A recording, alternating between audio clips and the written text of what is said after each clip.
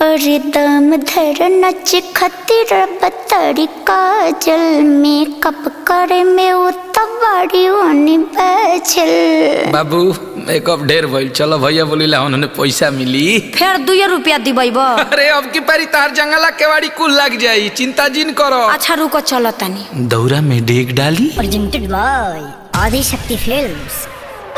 न बनी अंबानी जी जानो तो सब बानी जी के झूठो के फैलता नी रउआ न ले कुछ बानी जी।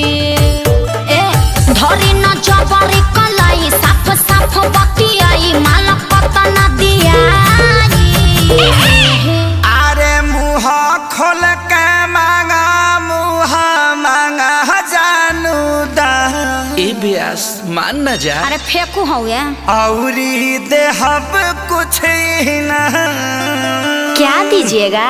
2 रुपया हो 2 रुपया आ गई औकात पर। 2 रुपया हो 2 रुपया हम जानता नहीं। बोरा में आके ले लो 2 रुपया हो। बोरा में आके ले लो 2 रुपया हो। उमर हिला के पौने 2 रुपया। बोरा में आके ले लो 2 रुपया। अरे दोस्त क्यों देने? उमर हिला के पौने 2 रुपया। अरे अब विवेक जी फिर से आई तो गौरा में क्या देना चुआता पसीना भेजल समीज हो बाटे ना कि भेजल समीज हो बाटे ना कि भीतरे रोबे सब चीज भेजल समीज हो बाटे ना।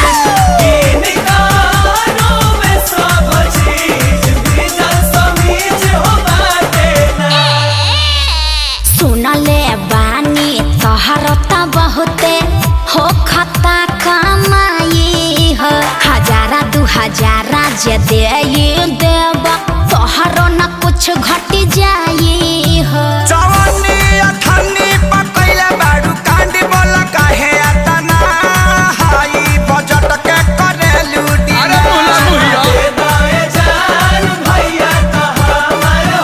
हाँ तो फ्री में मजा लेबा। छोड़ी हमार अब पीछा लेब न परीक्षा तनी दूरी बनाई। अरे तो तोहरे खातिर सब भई जुटावता निधन। चल झूठा। ऐसे तू रहो जान मान। अरे होई पगली के पाछा पगली झर पर का ब्यास। हाँ तो तहार कहे भभाता 2 रुपया हो 2 रुपया। का खा 2 रुपया हो 2 रुपया। कहत जा। बोरा में आके ले लो 2 रुपया हो। बोरा में आके ले लो 2 रुपया। अरे लागल है। तो महिला के पौने 2 रुपया। ना होई। बोरा में आके ले लो 2 रुपया। अरे ओ महिला के पौने 2 रुपया। तू लोग कीप साइलेंट रहबा लोग की ना।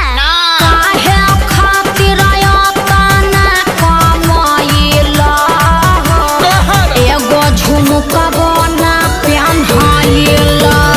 जीवन बीमा तोहरो कराई हो। मैं करा दस सब बेनाई। हाँ तो एगो हाई हिल के सैंडल किनवा दलो। सुननी हरोडा नली गली क्या ठीका तोहरो तक तने चले हो। ठीक सुन लिया। त कंजूस क्या कैले तू बाड़ा रुपया करोड़ों बा भले हो। अरे अचल संपत्ति हो करबू तू राज सुन करे जाए कबेर हमरो बना दो मिजान। सुन सुगीना त जीवन भर बैठी के छिरबू पिया। अच्छा अखिलेश खेसारी है नहीं आई आकाश श्याम क्या बोलाई रात भगाना शहर से लेकर गवाई। शहर तक बाजेला। अरे धन धन्य कैलू दिल से बाटे धन्यवाद। वेलकम जादव जी। रह जीवन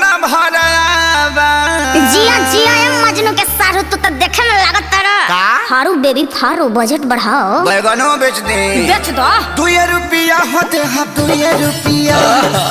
2 रुपया होते हम 2 रुपया।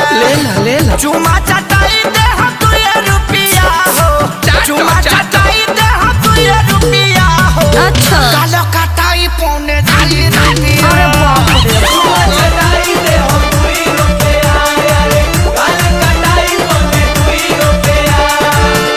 ले ला। अरे बाजार खत्म करो लोग, जा अपना घर।